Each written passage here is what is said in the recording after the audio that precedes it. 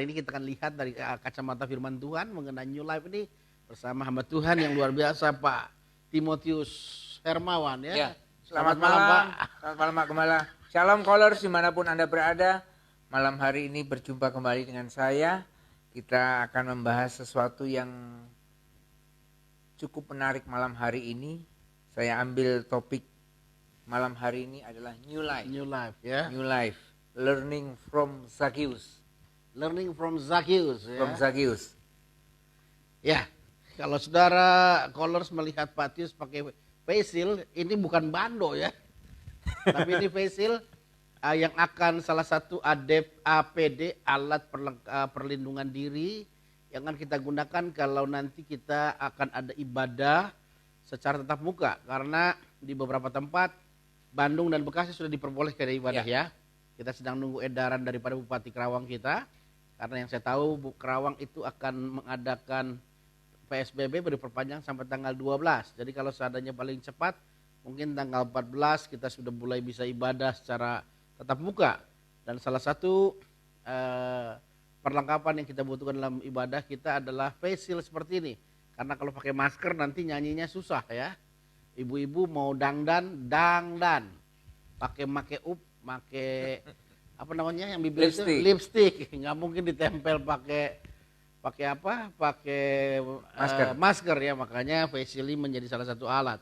Kita juga sedang persiapkan alat cuci tangan dengan sabun juga yang sistemnya tidak pakai tangan ya, sistemnya diinjak. Jadi kerannya nanti nggak semua orang pegang Pak Tim, cuma kita cukup injak saja, air keluar, sabun keluar, kita bisa cuci tangan. Artinya protokoler COVID-19 tetap kita berlakukan. Kita akan jaga jarak dalam ibadah, duduknya, kursinya kan diberikan sebuah jarak yang itu.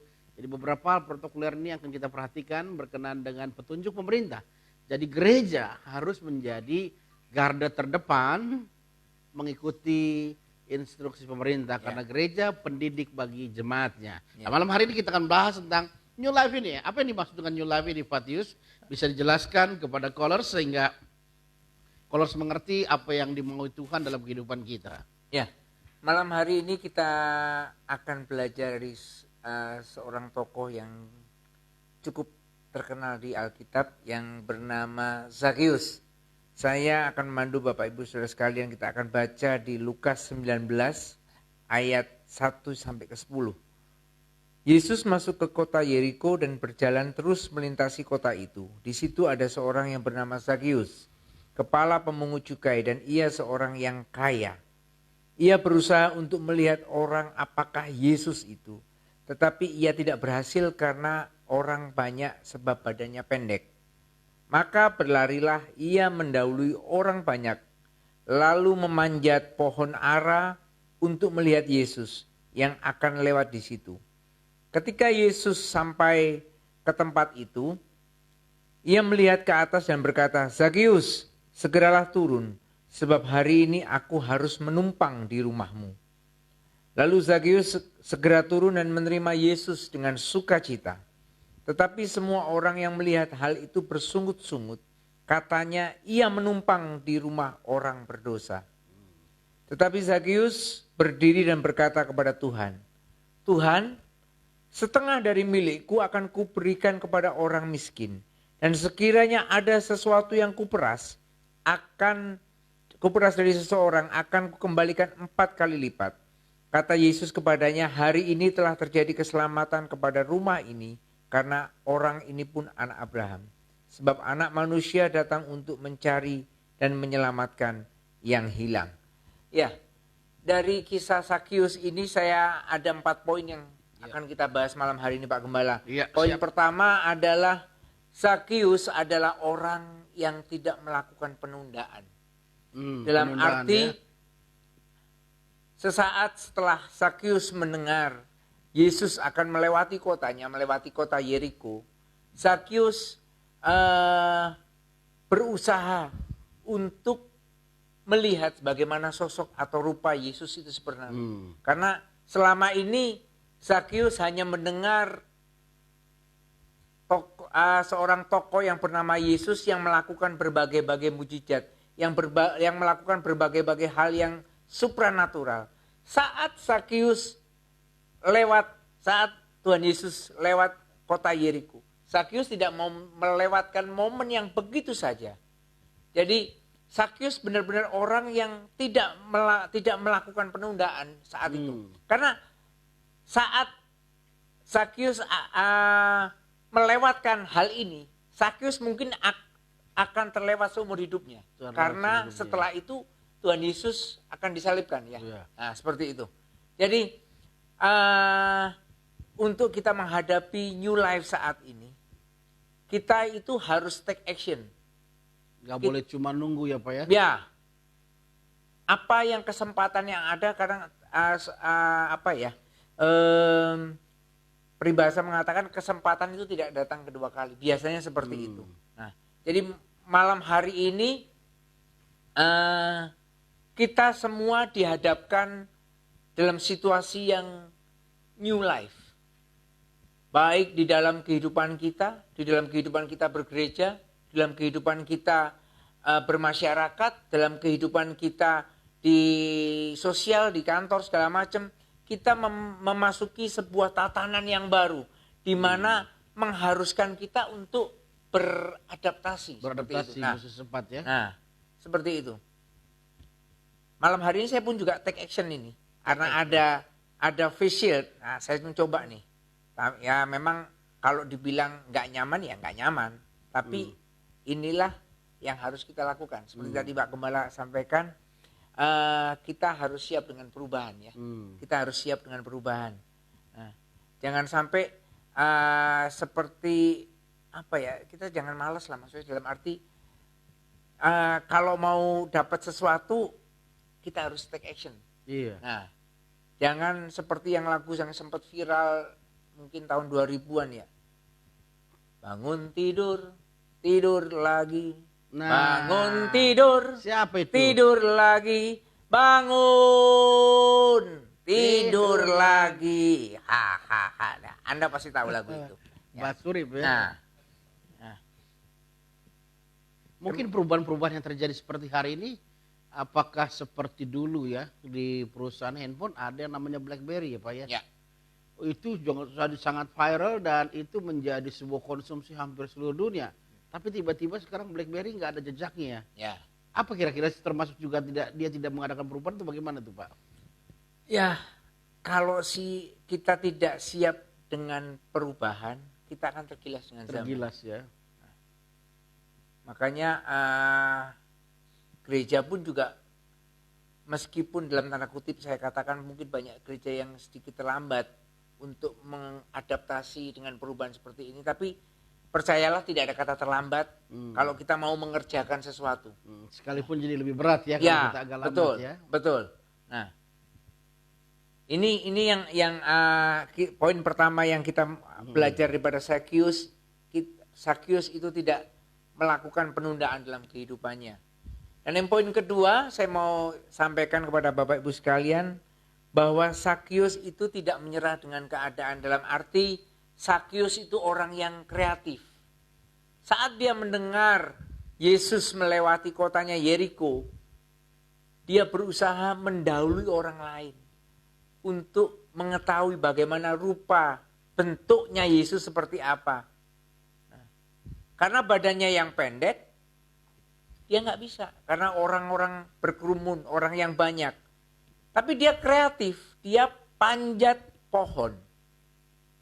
Sehingga dia mampu untuk melihat sosok Tuhan Yesus. Dia bisa melihat secara langsung Yesus yang selama ini hanya dia dengar. Yesus yang selama ini kata orang berbuat begini, berbuat begitu. Tapi saat itu juga, saat dia naik ke pohon dan Tuhan Yesus melintas di bawahnya, dia bisa melihat secara langsung sosok Tuhan Yesus. Nah, inilah yang juga harus kita lakukan dalam kehidupan kita. Saya katakan semua susah, semua kita susah, semua kita sulit. Tapi percayalah, Tuhan memberikan daya kreativitas dalam kehidupan kita pribadi lepas pribadi. Mungkin kita nggak tahu apa yang harus kita lakukan saat ini. Kita mau belajar juga dari Raja Salomo, dia mau meminta hikmat kepada Tuhan. Mintalah hikmat kepada Tuhan di dalam situasi kondisi yang seperti ini. Dalam kondisi yang susah, dalam kondisi yang sulit, hikmat Tuhan itu jauh melebihi dari emas dan permata seperti yang Pak Michael pernah sampaikan beberapa minggu yang lalu.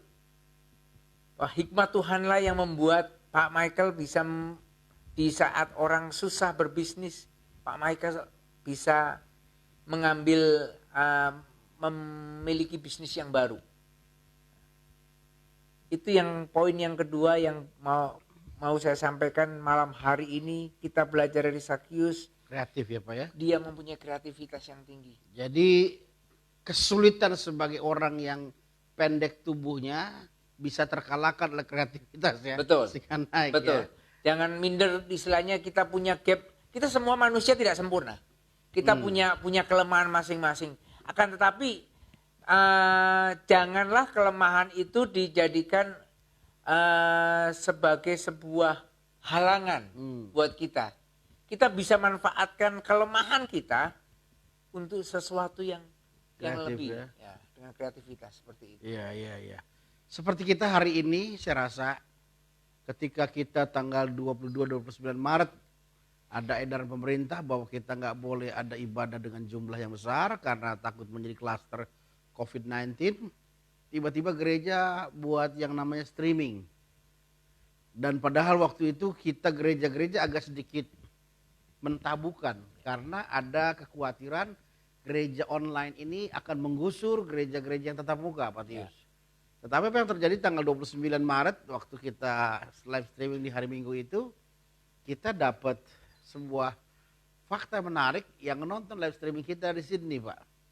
Langsung waktu itu kita berpikir, wow, kita di Cikampek, khotbah, pelayanan, ibadah bisa dinikmati oleh orang di Sydney. Jadi ini membuat kita kreatif, membuat kita hari ini ada call malam hari ya.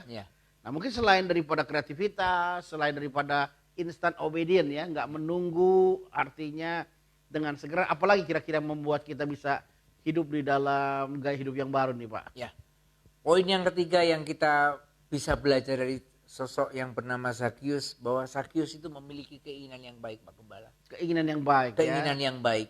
Nah, job ya. Nah, jadi orang baik saja. Nah, itu moto Juan Huta Barat. Iya. Nah, ya, kita belajar dari Zakius untuk memiliki keinginan yang baik. Keinginan Zakius apa sih? Keinginan Zakius itu hanya satu, bertemu dengan Tuhan Yesus.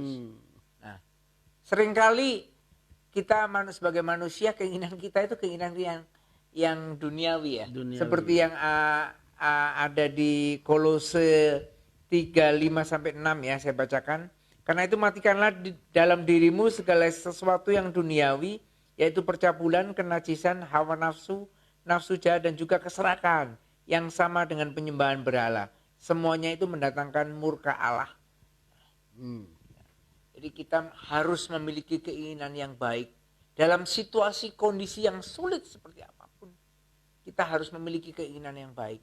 Kita melakukan sesuatu di dalam kondisi yang sulit, sukar.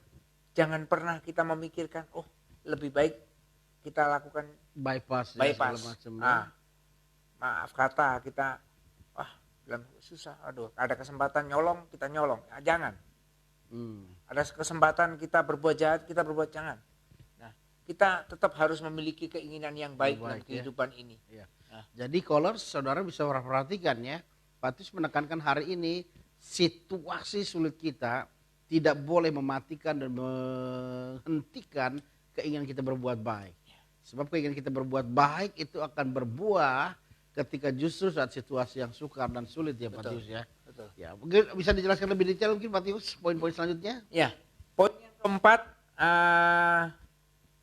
kita belajar dari Zakius bahwa Zakius itu bukanlah orang yang omong doang. Zakius itu menjadi agen perubahan. Zakius melakukan perubahan yang radikal saat dia bertemu dengan Tuhan Yesus. Dia katakan setengah dari harta kekayaan Zakius diberikan kepada orang miskin. Jadi Dan- kira-kira bangkrut juga tuh Pak ya. Setengah harta dikasih orang miskin, Ya. lalu kalau ada orang yang diperas diganti. digantikan 4 kali lipat ya.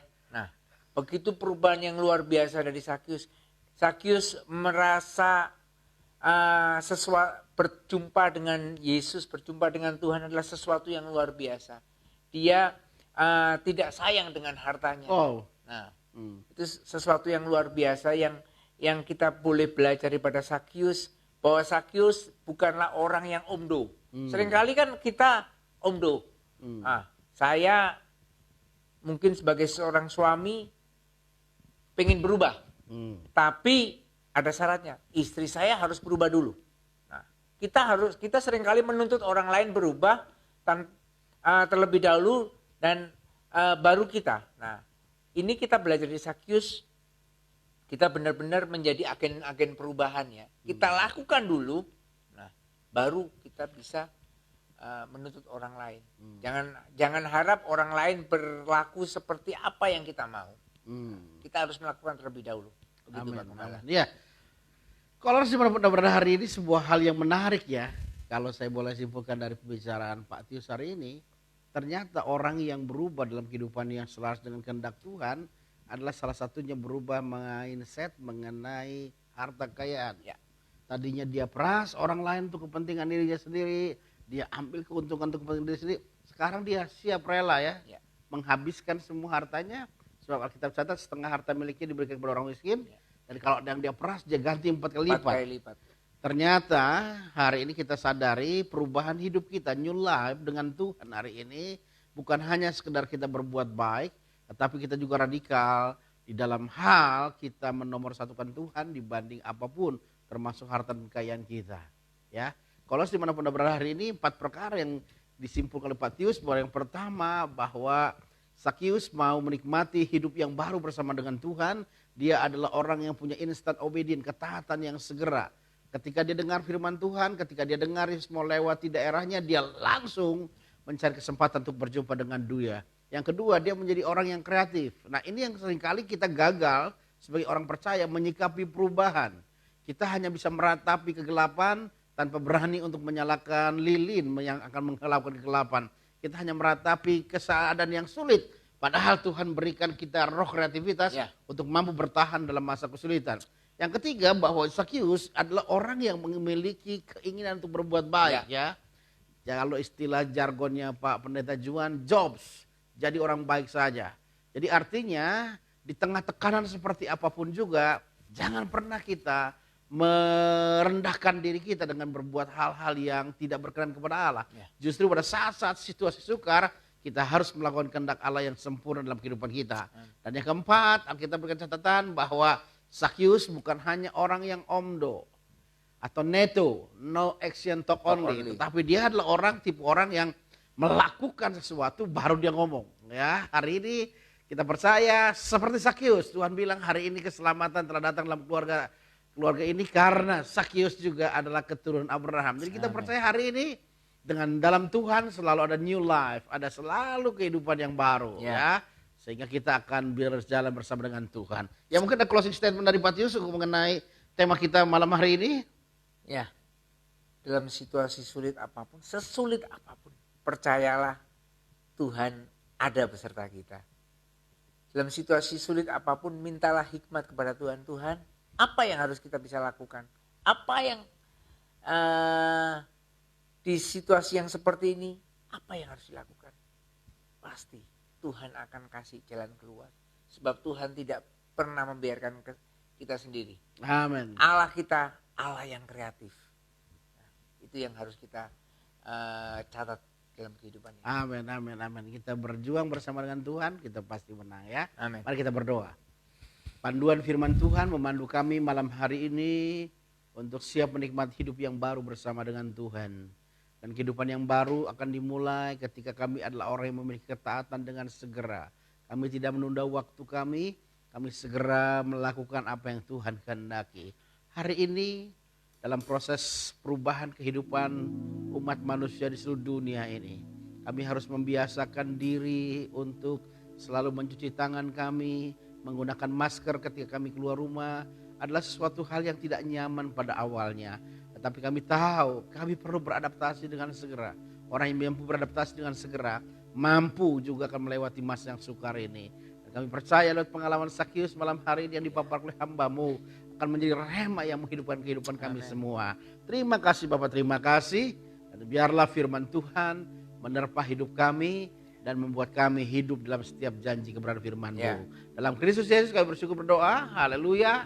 Amin. Ya, ada beberapa pengumuman. Yang pertama adalah esok pagi masih siang kita berjumpa dengan 7 series tentang double honors. Penghormatan 2 kali lipat. Mengapa para hamba Tuhan harus dihormati 2 kali lipat ya. Malamnya kita berjumpa dengan Pak Agus Sunaryo masih berbicara tentang konsekuensi sebagai bait Allah. Dan jangan lupa kita sudah mendapatkan edaran dari Menteri Agama. Jadi Menteri Agama sudah mengizinkan untuk tempat-tempat ibadah dilakukan kembali ibadah seperti biasa. Namun dengan mempertimbangkan protokoler COVID-19 ini. Yang pertama adalah waktu akan dibuat seefisien mungkin. Artinya ibadah kita yang 2 jam kita akan kemas mungkin hanya sekitar 1 jam saja. Yang kedua adalah protokoler kebersihan. Jadi gereja sedang mempersiapkan 2 tempat cuci tangan dan ada air yang mengalir dengan sabun ya. Supaya setiap kita masuk ke gereja kita sudah bersih. Ya, kita juga akan mendisinspektan gereja ya, menyemprot gereja dengan disinspektan supaya kita pastikan bahwa gereja bersih dari virus ya.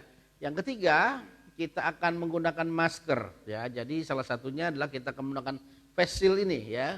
Jadi kalau saudara mau pakai, kita pakai bisa beribadah dengan nyaman ya, dengan tenang ya. Yang keempat adalah kita tidak lagi sementara ini membudayakan bersalaman, bersentuhan. Jadi kita kalau ngobrol bicara jangan tersinggung nanti para pendeta ngobrol dalam jarak 1 meter ya. Karena kita sedang melakukan instruksi pemerintah. Sebab gereja harus mendidik jemaat taat. Dan gereja harus memulai ketaatannya ketika dia taat juga dengan pemerintah yang berasal dari Tuhan ya. Yang keempat adalah persembahan kita akan gunakan bukan lagi dengan kantong kolektif ya. Mungkin kembali diingatkan dengan amplop supaya tidak ada persinggungan langsung antara uang kita dengan hamba Tuhan ini ya. Jadi semua protokoler kesehatan sesuai dengan COVID-19 kita akan kerjakan. Dan kita sedang menunggu sekarang edaran dari bupati kita. Kalau di Padalarang kemarin minggu lalu ya, kayaknya sudah ada kebaktian ya. Kemarin ya. Atau cuma hanya sekedar meninjau gereja itu Pak Ridwan Kamil. Kemarin Pak Ridwan Kamil itu kasih contoh ya. Kasih contoh ke salah satu gereja di Padalarang untuk jumlah ibadah dan protokoler yang bisa masuk dalam gereja seperti itu. Tapi udah ada ibadah ya hari Minggu itu ya? Kelihatannya belum. Oh belum ya. Jadi mungkin artinya dalam minggu ini kali ya. Bahwa sekarang yang menentukan kita bisa ibadah atau tidak adalah pemerintah, bukannya Menteri Agama. Menteri Agama sudah mengeluarkan surat edaran kita boleh ibadah. Cuma masalah kesiapan karena Karawang masih zona kuning ya. Masih merah. Oh masih merah ya. Masih merah. Berarti masih ada. Dan kalau rencananya ini saudara perhatikan juga, kita mungkin akan ada ibadah tambahan Pak Tim, bukan jam 7 dan 10 saja. Mungkin nanti jam 8, 7, setengah 9 atau jam berapa kita bikin ibadah. Karena kapasitasnya cuma boleh 30 orang saja. Ya, sehingga kita akan bikin ibadah beberapa kali. Dan ini juga menuntut jemaat untuk tidak bersentuhan ya. Jadi kita bikin ibadah beberapa kali supaya bisa menampung jemaat. Dan sistemnya mungkin jemaat mesti kasih tahu juga ya. Sistemnya kita sistem klaster. Jadi maksudnya begini. Kalau nanti saudara mendaftarkan diri, misalnya ibadah jam 7, kita hanya batasi 30 orang, maka ya saudara daftar jam 7, minggu depan mesti datang jam 7 lagi. Jadi teman kita ibadah yang 30 orang itu saja. Ya. Fungsinya buat apa? Fungsinya kalau terjadi sesuatu misalnya ada yang terpapar COVID-19 di antara 30 orang ini, cara kita menangani lebih gampang karena kita nggak perlu men-tracing jemaat yang ibadah jam lain, cuma tinggal 30 orang ini aja. Jadi kita untuk memudahkan, kita untuk men-tracing kalau sesuatu terjadi yang tidak baik terjadi, kita mudah mengatasi semuanya. Jadi ini jemaat harus mesti paham ya. Kalau mau ibadah, mereka mesti segera daftar hari apa kita akan tentukan. Kita akan pastikan jam berapa ibadahnya. Kami Rabu hamba Tuhan akan rapat untuk membicarakan masalah ini semuanya. supaya ibadah kita nyaman. Jadi sekali lagi salah satu yang penting sudah ketahui, tidak boleh sementara ini berubah jadwal ibadah. Oh dari saudara hari ini jam 10, minggu depan jam 7, nggak boleh. Kenapa? Bangun klaster-klaster sehingga kalau ada apa-apa kita gampang men-tracingnya ya. Jadi saya berharap jemaat mengerti akan hal ini supaya ibadah kita menjadi ibadah yang nyaman dan menyenangkan hati Tuhan. Betul. Ya. Ada mungkin ya yang saya lupa mungkin Pak Tius dari masalah. Ya, saya analogikan apa yang disampaikan oleh Pak Gembala begini, Bapak Ibu Saudara, kalau nonton bioskop bisa tertib, bisa antri, bisa datang sesuai dengan jadwal tiket yang Bapak Ibu Saudara beli. Nah, saya yakin dan percaya saat nanti datang ke gereja dalam suasana tatanan yang baru, Bapak Ibu Saudara sekalian juga bisa melakukan hal yang sama. Karena ini tinggal sebenarnya hal yang sudah biasa kita lakukan seperti itu. Cuman biasanya itu dilakukan di luar gereja. Di luar gereja. Nah, ini dilakukan di dalam gereja. Nah, kita akan coba melakukan hal ini bersama-sama. Ya. Jadi saudara, gembala-gembala saudara, sampai besok kita akan pusing bagaimana mengelola ibadah supaya ibadah kita saya rasa kalau hari biasa 600 sampai 700 orang Pak Tius. Ya. Dari Cikampek ke Rawang Purwakarta ya. Anggaplah setengahnya tidak boleh hadir karena yang tidak boleh hadir yang pertama anak-anak Pak Tius. Anak-anak. Yang kedua, yang tidak boleh menghadiri adalah yang temperatur tubuhnya lebih dari 36,9 kalau salah ya. Bukan, 37,5.